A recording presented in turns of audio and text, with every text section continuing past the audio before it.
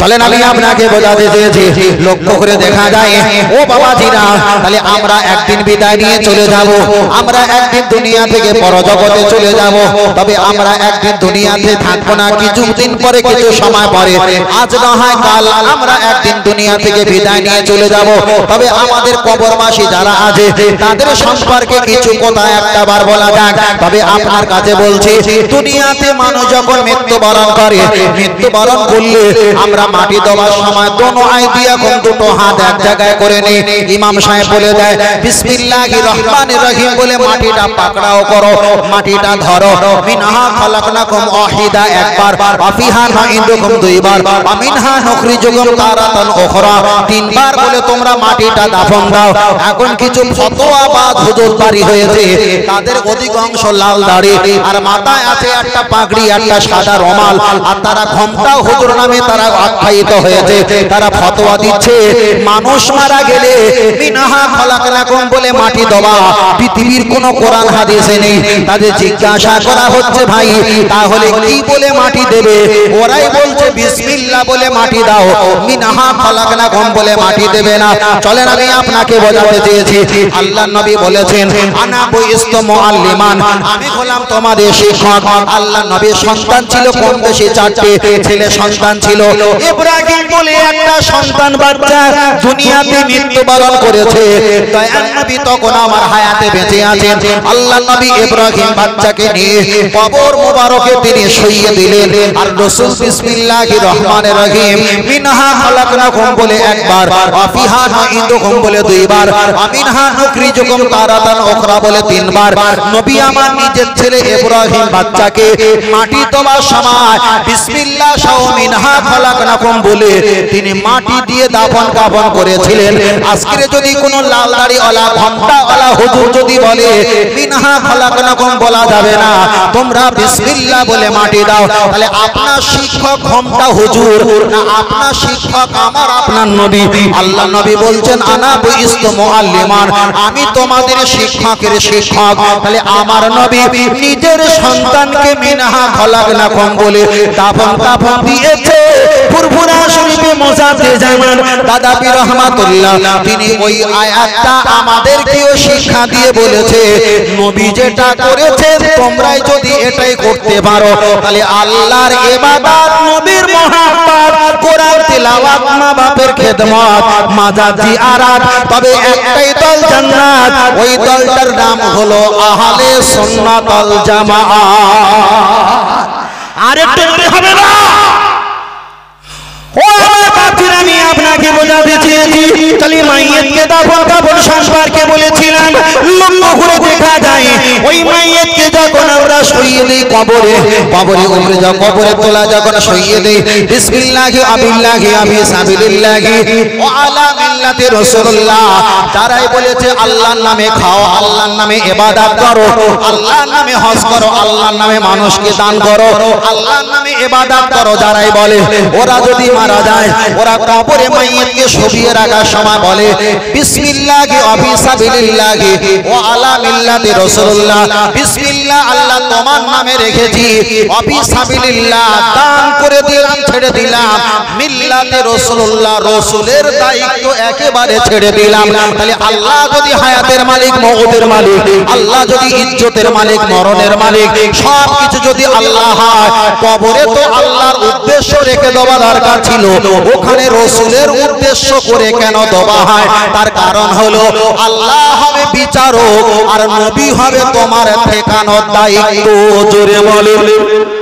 চলেন আমি আপনাকে বোঝাতে চেয়েছি, মাইয়িতকে যখন কবরে দেওয়া হয় তখন নবী পাকের মিল্লাতের সঙ্গে রেখে দেওয়া হয়। আমি আপনার কাছে আর একটা বার বলবো, তাহলে দাফন কাফন দেওয়া হয়ে গেল। অধিকাংশ আমাদের এলাকায় 3টে করে খাজুরে পাতা দেওয়া হয়, কোন জায়গায় খমসা 5টা করে খাজুরে পাতা দেওয়া হয়। আবার এলাকায় কিছু মুনাফিক আলেম বার হয়েছে, তারা ফতোয়া দেবে খাজুরে পাতা দেওয়া এটা বেদাত, এটা কোনো হাদিসে নেই। চলেন আমি আপনাকে প্রমাণ দেই। আল্লাহর নবী নবী এক সময় রাস্তা দিয়ে যাচ্ছিলেন, রাস্তা দিয়ে যেতে যেতে নাজারো সে গিরতা চোখে পড়ে গেল একটা দুজনার কবরে আযাব হচ্ছে। একজনা প্রসাব করতেন, প্রসাবের ছিটাগুলো উল্টে গায়ে লাগতেন, নাপাক থেকে পাক হওয়ার চেষ্টা করতেন না। আমার আল্লাহ ওই কারণে তার কবরে আযাব দিচ্ছে। দ্বিতীয় আযাব হয় একের কথা অপরের কাছে লাগালাগি করত, শেয়ার করত, এই চুগলখুরি গীবতের কারণে আমার আল্লাহ তার কবরে আযাব দিচ্ছে। আমার দয়ার নবী ওখানে দাঁড়িয়ে গেলেন। ও আমার সাহাবীরা তোমরা একটাবার দাঁড়িয়ে যাও। ও আল্লাহর নবী এই জায়গায় দাঁড়িয়ে আমরা কি করব? দয়ার নবী আমার গুটি পায়ে কিছুটা আগিয়ে গেলেন। হাজা সাজারা একটা গাছ দেখতে পেলেন, ওই গাছের একটা পাতা ডগা ছিঁড়ে আল্লাহর নবী ফালি করে দুটো হাত দিয়ে দুই কবরের উপরে পুঁতে দিলেন। সাহাবারা জিজ্ঞাসা করলেন, হামাদাল হইয়া রাসূলুল্লাহ মা হাজা, হুজুর এটা কি হবে, উপকার লাভ কি আপনি একটাবার বলেন। আল্লাহর নবী বললেন, ইন্নিল আরাফুল হাজারা ওয়াস শাজারা ইউসাল্লুনা আলাইয়া, আমার নামে এই গাছগুলো পাথরগুলো আমার নামে দরুদ সালাম জিকির করে, এদের কবরে আযাব হচ্ছিল। আর দরুদ সালাম পড়নে ওলা গাছটা নিয়ে ডাল দিয়ে যখন কচি ডাল এদের মাজারে যখন পুঁতে দিয়েছে, এদের কবরে আযাবটা পুরো যদি মাপ না হয় আমার জিকির করার কারণে আল্লাহ কিছুটা হালকা করে দেবে। তাহলে আপনাদের এলাকায় কোনো ব্যক্তি যদি মারা যায়, ইমাম সাহেব হুজুর আলেম ওলামা একটা দুটো তিনটে নিয়ে খাজুর পাতা পুঁতে দেয়, এটা আমাদের কেউ শিক্ষা দেয়নি।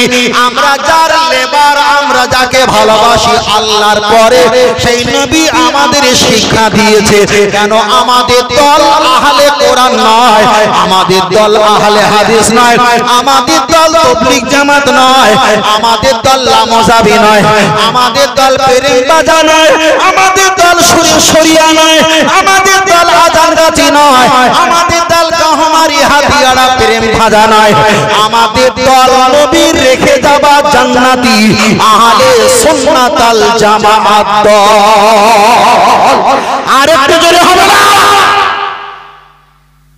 বলছি ভাই, প্রশ্ন করতে পারে এক লাইন, কিন্তু জবাব দিতে গেলে কমপক্ষে লিখতে হয় 5 লাইন, তাই না? প্রশ্ন করতে পারে এক লাইন, জবাব দিতে 5 লাইন। তাই বলছি ভাই, আমরা যখন লুঙ্গি পরি অন্তত প্রসাব ফেরা জায়গা রেখে লুঙ্গি পরি, অযথা লুঙ্গি পরিনি। হ্যাঁ, যেসব হুজুরা ওয়াজ করতে গিয়ে তারা ভুলভাল পড়ে, আয়াত পড়ে, হাদিস পড়ে, ভুলভাল পড়ে, তার হিসাব তার কাছে। আমি যখন দিচ্ছি আপনি মালগুলো চিনে নেন, কিনে নেন। কানা দিচ্ছি কি ভোগা দিচ্ছি, কথা বোঝেন না? চলেন আগিয়ে যাই। আল্লাহ চলেন, আমি আপনার কাছে বলছিলাম কবর সম্পর্কে বলতে বলতে অনেকটা লম্বা করে ফেলেছিলাম। তাই কবরে মাটি দেওয়ার বিষয় বললাম, মাইয়াতকে দাফন কাফনের কথা বললাম, তারপরে খাজুরে পাতা তুলে খাজুরে পাতা দেওয়ার কথা বললাম। এবার বলবে হুজুর এখান থেকে মদিনা শরীফ যদি 8,500 কিলোমিটার রাস্তা হয়, এখান থেকে মদিনা শরীফ যদি 8,500 কম বেশি কিলোমিটার রাস্তা যদি হয়, আপনার নবীর কাছে সওয়াব যদি পৌঁছে চলে যায়, আব্বা আছে ওই পারে, পাতিলের ওই পারে আমার মায়ের কবর আছে, 8,500 কিলোমিটার যদি নবীর দরবারে সওয়াব পৌঁছে যায়, 10 হাত দূরে তো আমার মায়ের কবর, এখানে দোয়া করলে তো হয়ে যায়, ওখানে যাওয়া তো দরকার নাই। তাহলে যুক্তিটা ভালো, তবে শুনে রেখে দাও, ইসলাম কিন্তু যুক্তিতে চলে না, ইসলাম চলে কোরআন আর হাদিসের অনুকূলে। আল্লাহর নবী তিনি একটা সময় জান্নাতুল বাগী আর জান্নাতুল মুআল্লা ফারাফায়া দাইগে হাতটা উঁচু করে দোয়া করতেন আর কেঁদে কেঁদে বলতেন, ও আহলে বাগী, ও আহলে বাগী, আমার মনটা ভালো না, আমি কিছুদিনের ভিতরে হয়তো তোমাদের সঙ্গে সম্পর্ক হয়ে যাবে। তাহলে নবী দুনিয়া থেকে বিদায় নিয়ে চলে যাবে, নবী মাঝে মাঝে জান্নাতুল বাগী আর জান্নাতুল মুআল্লার কবরের কাছে গিয়ে তিনি হাত তুলে দোয়া করতেন। আল্লাহর নবী দুনিয়াতে বেঁচে আছেন, ওনার আব্বা জান বিদায় নিয়েছে, মায়ের সঙ্গে উম্মে আয়মানের সঙ্গে করে দয়ার নবী নিজের আব্বা জানের কবরটা জড়িয়ে জড়িয়ে কেঁদেছে।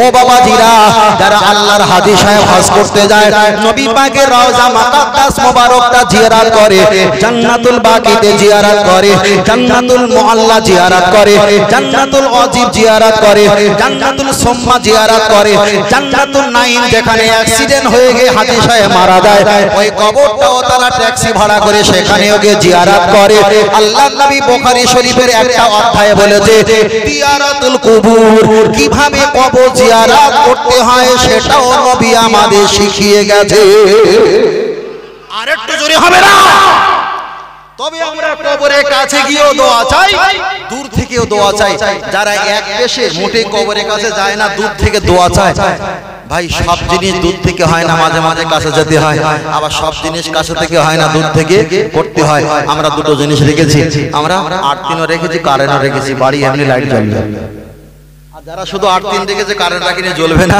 আবার যারা শুধু কারেন্ট রেখেছে 8 দিন রাখিনি তাদের ঘরেও জ্বলবে না আমরা দূর থেকেও করি কাছেও বলেন বলেন দূর থেকে করি কাছেও যাই তাহলে আমাদের দোয়ার কারণে তাদের কবরে লাইট জ্বলবে তো এখানে দুটো অপশন আছে কি আপনার কষ্ট হচ্ছে নাকি এবার ওদের শেষ নাই করে তো দাঁড়ি আর আধা ঘন্টা বাকি আছে আধা ঘন্টা বাকি না তোরা বেশি দিয়ে দিস নি তোকে বালতি বড় অনেক বেশি দিয়ে চলে লাগিয়ে দেয় ও আমার বাতিল আমি আপনাকে বলছিলাম কবর সম্পর্কে বলছিলাম চলেন একটা বার আগিয়ে জানা যায় আমরা কবরের কাছে গিয়ে কি করি কবরের কাছে গিয়ে আমরা হাত তুলে মোনাজাত করি এবার অনেকে বলবে হুজুর কবরের কাছে তোমরা হাত তুলে মোনাজাত করো হাত তুলে মোনাজাত করা কি হাদিসে আছে আমরা বলবো হাত তুলে মোনাজাত করা হাদিসে আছে আমি আপনার কাছে 5টা দলিল দিলে আপনার মাথা ঠান্ডা হয়ে যাবে তার ভিতরে একটা দলিল দেওয়া যাক আল্লাহ নবী এক সময় যুদ্ধের ময়দানে সাহাবাদেরকে পাঠিয়ে দিল অনেক সাহাবারা যুদ্ধের ময়দানে পাহাড় থেকে ঢালু রাস্তায় নামতে নামতে চলে গেছে কিছু সংখ্যক নবী সাহাবারা দাঁড়িয়ে আছে ফারাফা ইয়াদাইহি নবী আমার হাত তুলে মোনাজাত করলেন আব্দুল্লাহ ইবনে মালিক রাদিয়াল্লাহু তাআলা আনহু তিনি বর্ণনা করেন রাসূল এত পরিমাণ কাঁদতে কাঁদতে হাত তুলেছিলেন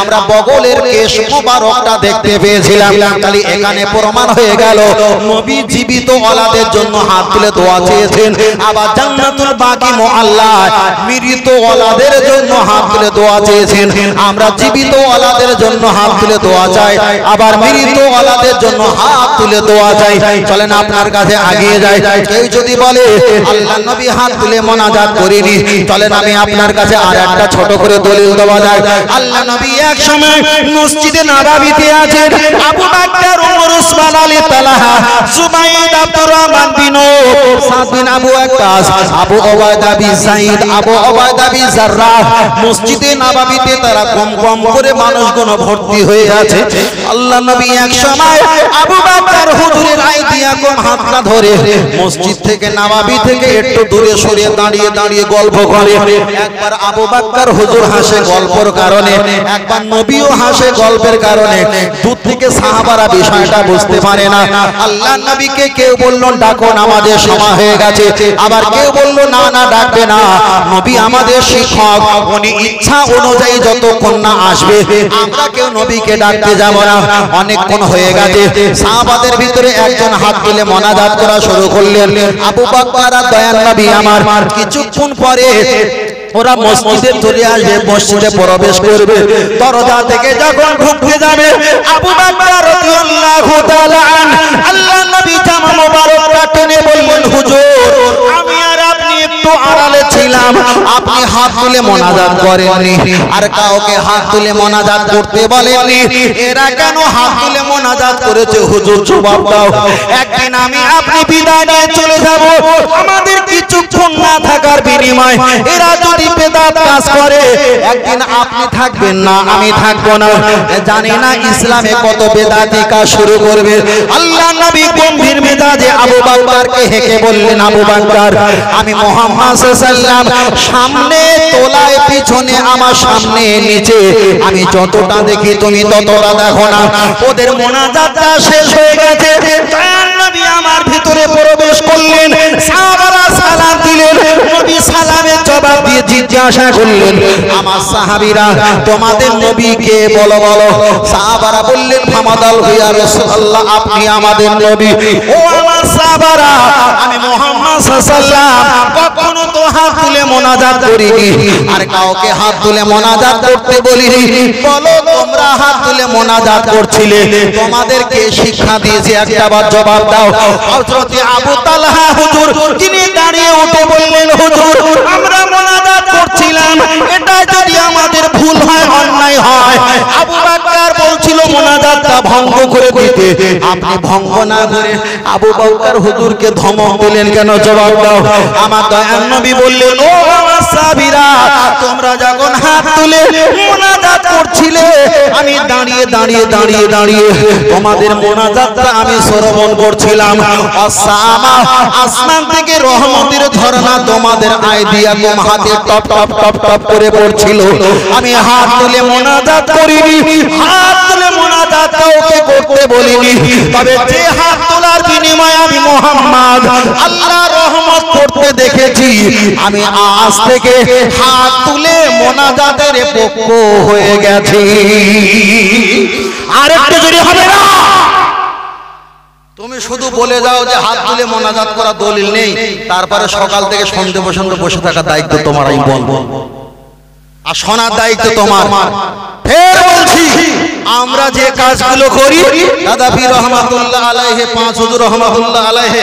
আমাদের শিক্ষা দিয়ে গেছে সবকটা কোরআন হাদিসের অনুকূলে ঠিক না বে ঠিক তুমি শুধু ফতোয়াবাজি করবা এটা নেই ওটা নেই ওটা নেই ওটা নেই ওটা নেই ও নবীর নাম শুনে চুম্বন খেতে গেলে কোন হাদিসে আছে তুমি খোঁজো আর তোমার 3 বছর 2.5 বছরের ছেলে আর মেয়ে চুম্বন খেয়ে গাল লাল করে দিয়েছে এই চুম্বন খাওয়াটা হালাল না হারাম এটা খোঁজার দরকার নেই কথা বোঝেন না পরের মেয়ে একটা বলে আছে তোমার ভাবি হয় ভাবির মেয়ে বলে তুমি সেই ছোট বাচ্চাগুলো চুম্বন দিয়েছো এটা জায়েজ কি হালাল কি হারাম এই ফতোয়াটা না খুঁজে চুম্বনটা দিলে কেন আর নবীর নাম শুনে চুম্বন খাওয়া যাবে কি যাবে না তুমি হাদিস খুঁজছো তাহলে ভাবতে হবে এর ভিতরে ইসলাম আছে কিন্তু ঈমান নেই বুঝেন না আর এর তাকবীর নারে তাকবীর আর এটা জোরে জোরে তাকবীর নারে তাকবীর নারে তাকবীর চলেন লাগিয়ে দেয় চলেন আমি কবরবাসী সম্পর্কে বলতে বলতে অনেকটা বিষয় আমি আপনার কাছে বলেছিলাম খালি হাত তুলে মোনাজাতের পর্যন্ত এসেছি একেবারে একটু কবর পর্যন্ত যাওয়াটাই ভালো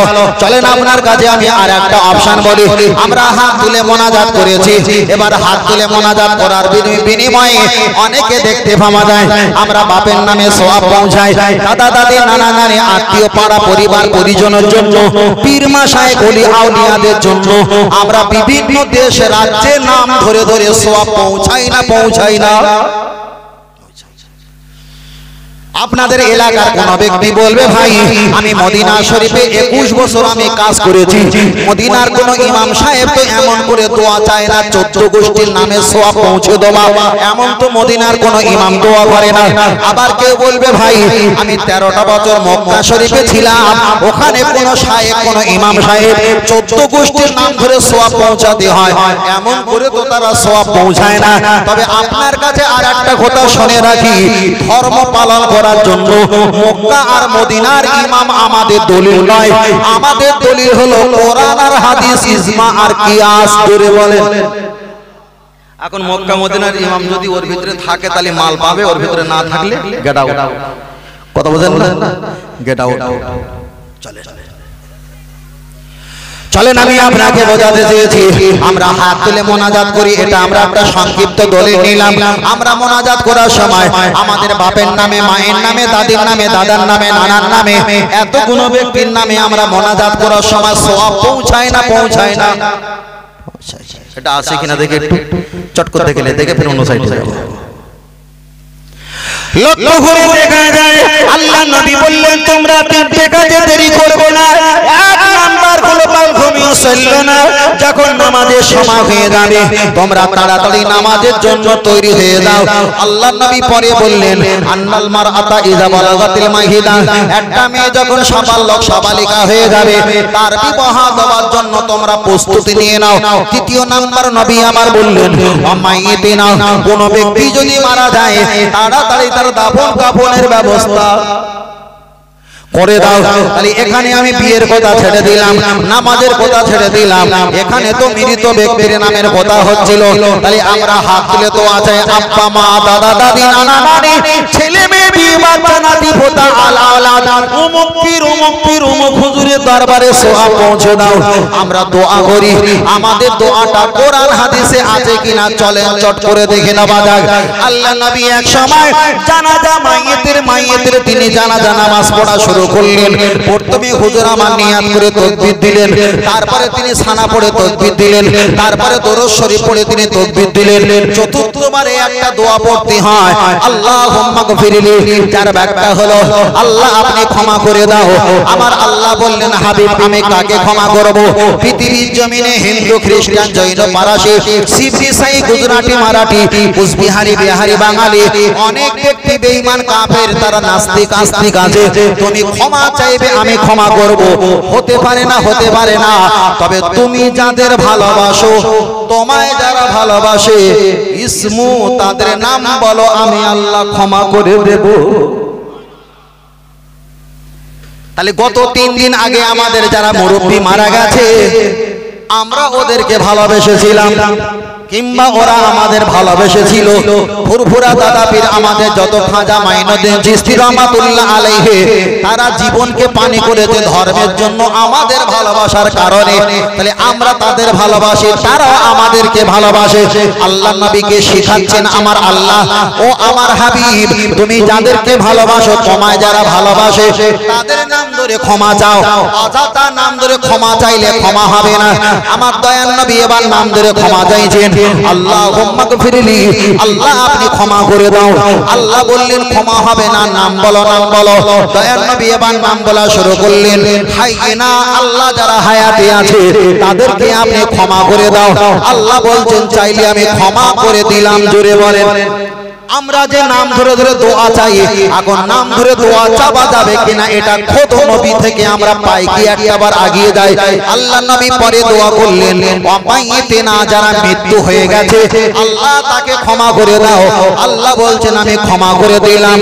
শাহিদিনা, এই জানাজার ময়দানে যারা শরীক হয়েছে, যুদ্ধের মাঠে যারা শহীদ হয়ে মারা গেছে এদেরকে ক্ষমা করে দাও। আল্লাহ বলছেন আমি ক্ষমা করে দিলাম। অসাগিরিনা, যারা ছোট বাচ্চা মৃত্যুবরণ করেছে ওদেরকে ওদের বাপ মাকে ক্ষমা করে দাও। আল্লাহ বলছেন আমি ক্ষমা করে দিলাম। কাবিরিনা, দেখা যাও কাবিরিনা, যারা আমাদের বয়সের বড় আল্লাহ তাদেরকে ক্ষমা করে দাও। আল্লাহ বলছেন আমি ক্ষমা করে দিলাম। অকইবিনা, আমাদের চোখের আড়ালে যারা মুরুব্বিরা কবরবাসী হয়েছে আল্লাহ তাদেরকে ক্ষমা করে দাও। আল্লাহ বলছেন আমি ক্ষমা করে দিলাম। ওয়াজাকারিনা ওয়া উনসানা, আমাদের মেয়েরা, আমাদের আম্মা জানেরা, নারীরা, বোনেরা, খালা আম্মা এরা যারা মারা গেছে আল্লাহ এদেরকে ক্ষমা করে দাও। আল্লাহ বলছেন আমি ক্ষমা করে দিলাম। আল্লাহুম্মা মান আহইয়াইতাহু মিন্না ফাহিহি আলাল ইসলাম, আল্লাহ ঈমান নিয়ে যারা বেঁচে আছে তাদেরকে maaf করে দাও। আল্লাহ বলছেন আমি maaf করে দিলাম। ওমান তাওফাইতাহু ফাতাওফাহু আলাল ঈমান, যারা ঈমান নিয়ে দুনিয়া থেকে মরে গেছে, মারা গেছে, বিদায় নিয়েছে আল্লাহ তাদেরকে আপনি ক্ষমা করে দাও। আল্লাহ বলছেন আমি ক্ষমা করে দিলাম। তাহলে নবী দোয়া চাইছিল আল্লাহ maaf করো, আল্লাহ বলছে বন্ধ করো। তোমায় যারা ভালোবাসে, তুমি যাদের ভালোবাসো ইসমু তাদের তুমি নাম বলো। আল্লাহ নবী ছোট বড় আবাল বনিতা, মা বোন, কিশোর কিশোরী, দাড়ি পাকা কিংবা ছোট ছোট বাচ্চা, মা বোনদের জন্য যারা ঈমান নিয়ে বেঁচে আছে, যারা ঈমান নিয়ে চলে গেছে, নবী প্রত্যেকের নাম ধরে ক্ষমা চেয়েছে। আল্লাহ বলছেন আমি ক্ষমা করে দিলাম। তাহলে আমরা যখন মোনাজাত করি, আব্বা মা, দাদা দাদি, নানা নানি, মুরব্বী, ছোট বড় আবাল বনিতা প্রত্যেকের নাম ধরে ক্ষমা চাই, তাহলে নবীর দোয়ার সঙ্গে আমাদের দোয়া মিল আছেই আছে। আর একটু জোরে হবে না? আল্লাহ শুধু বগল দাবাই করে চায়ের দোকানে বলছে হুজুর তুমি একটা ফতোয়া বলতে পারবা? তাও হুজুর বলছে হ্যাঁ বলতে পারো, বলো। তা বলছে হুজুর একটা কথা জিজ্ঞেস করি, যাদের নেকি কম হয় তারা নাকি জাহান্নামে যায়, যাদের গোনা বেশি হয় তারা জাহান্নামে যায়, যাদের নেকি বেশি হয় তারা জান্নাতে যায়। হুজুর নেকি 10 কেজি আর গোনা 10 কেজি, হুজুর কোন গর্তে যাবে? বৃষ্টি পড়ছে নাকি? আলহামদুলিল্লাহ। তাহলে কোন গর্তে যাবে? তখন বলছেন না ওটা আমি বলতে পারো না, অত রিস্ক নেওয়া যাবে না। হুজুর কোন রিস্ক নেবে? বলছে খবরের কাগজের কোন খবরটা বললি বল, কোন পত্রিকার কথা বললি বল, তাই আমি বলে দেবো। ভাই রাসূল বলেছেন আবগাদু ইলাল্লাহি আসওয়াদুহা, পৃথিবীর সবচাইতে নিকৃষ্ট জায়গা হলো বাজার, আর বাজারের ভিতরে নিকৃষ্ট জায়গা হলো চায়ের দোকান। ওখানে এক হাত সেলাই করতে গিয়ে 5 হাত ছিঁড়ে যায়। কথা বুঝছেন না? এক হাত সেলাই করতে গিয়ে 5 হাত ছেড়ে যাবে। ওখানে পীর সাহেব, গাজী সাহেব, উকিল সাহেব, জজ সাহেব সর্বরকম পাওয়া যায়। আপনি মনে করবেন না দুপুরবেলা কি রান্না করবে এ ঠিক ঠিকানা নেই। বোম্বাই কি হচ্ছে, আহমেদাবাদে কি হচ্ছে, গুজরাট কি হচ্ছে, সব খবর মুখে দর্পণে আছে। ভাই আলামত ভালো না। তবে আপনি যদি দাদা পীর রহমাতুল্লাহ আলাইহির ভক্ত, অনুরক্ত, অনুগামী যদি হয়ে থাকেন, আমি আপনাকে বলবো পীর তরিকতের লাইনে এসে সবক মাস করেন, তরিকা মাস করেন, কম কথা বলেন, জবানকে ঠিক রাখেন, ইজ্জতকে ঠিক রাখেন, হালাল খাদ্য খান, নামাজ পড়েন, তওবা পাঠ করেন, তরিকা অনুযায়ী জিকির করেন, বন্ধুও কম হবে, গুনাহও কম হবে, আল্লাহ আপনাকে সুন্দর হালাতে রাখবে। অল্প সময়ে নবীর দিদার নসিব হবে। নবীর দিদার নসিব হলে দুনিয়াতে টেনশন নেই, কবরে টেনশন নেই, মরণে টেনশন নেই, হাসরে টেনশন নেই। কেন? তুমি নবীর হয়েছো, নবী তোমার হয়েছে, আমার আল্লাহও তোমার হয়ে গেছে। জোরে বলে সুবহানাল্লাহ। আর একটু জোরে হবে না? আর একটু জোরে হবে না? আল্লাহু আকবার। ভাগ্যের ফেরে অনেক দূরে জন্ম হইলাম, ভাগ্যের ফেরে অনেক দূরে জন্ম হইলাম, নবীর কাছে গোলামদের লাখো সালাম। ও গো দয়াময় হাবিবের কাছে গোলামদের লাখো সালাম। বলে সুবহানাল্লাহ। চেহারা মুবারক কতই যে সুন্দর, দেখে কত কাফের হলো মুসলমান। রাদিয়াল্লাহু আনহুম ওয়ারাদু আন, জান্নাত যাহাদের প্রতিদান। আসহাবী কান্নজন হাদিসে পেলাম, আসহাবী কান্নজন হাদিসে পেলাম, নবীর কাছে গোলামদের লাখো সালাম। ও গো দয়াময় হাবিবের কাছে গোলামদের লাখো সালাম। আল্লাহুম্মা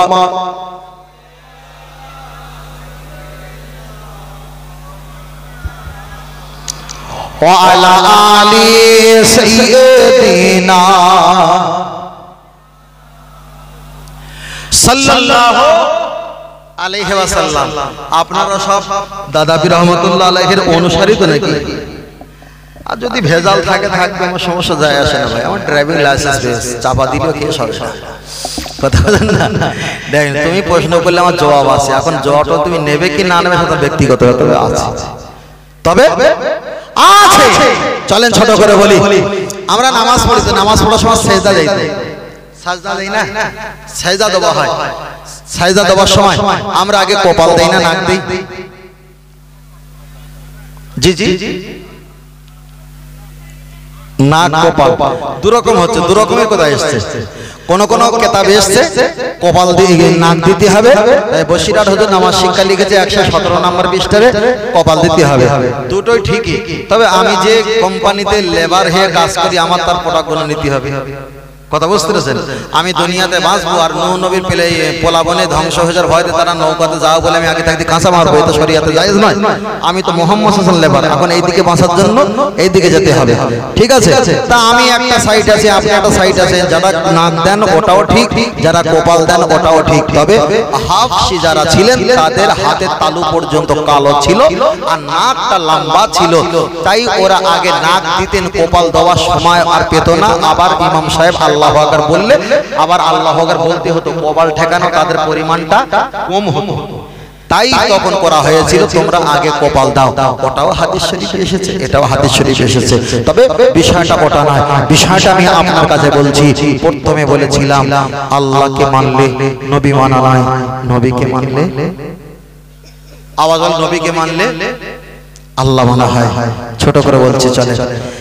নামাজ পড়তে গেলে কোরআন লাগে না হাদিস লাগে? এটা জানা জিনিস তো। ও পিছনের ভাই, নামাজ পড়তে গেলে কোরআন লাগে না হাদিস লাগে? ওহো, আপনাদের লাউহাটি, রাজারহাট, এই চাঁদপুর, তারপর আপনাদের এই সাইডে প্রচুর জলসা হয়। এদিকে কান্দে আওয়াজ পাচ্ছি, আসছিলাম ওখানে আওয়াজ পাচ্ছি, ওখানে আওয়াজ পাচ্ছি। তাই এত কিছু হচ্ছে। আমরা শিক্ষক হয়েছে, ছাত্রগুলো কি ফেল করছে পাস করছে, একটাবার পরীক্ষা হয় না। চলেন, নামাজ পড়তে গেলে কোরআন লাগে না হাদিস লাগে? সহজ জিনিস। বাহ ভাই ঠিক বলেছে, কি লাগে? তবে যারা বলেনি একাকার বোকা ভেবো না, এরা চালাক, যে বলে মরবো। হ্যাঁ, এরা যে বলিনি এদেরকে বোকা ভাবা না, আমরাই বোকা। তবে এরা জানে হুজুর প্রথম থেকে শুধু উল্টা উল্টি করতেছে, আবার যদি বলি আবার কোন জায়গায় নিয়ে যাবে, তা ঠিক আছে। বুঝলেন না? নামাজ পড়তে গেলে কোরআন লাগে। এবার বলছি কোরআন পড়তে গেলে কি লাগে? নামাজ পড়তে গেলে তো কোরআন শরীফ লাগে না? কোরআন শরীফ পড়তে গেলে কি লাগে? চলেন একদম সংক্ষেপ সালাম করব একটু আগে একটু পরে। জি পানি পড়ছে তাই তো?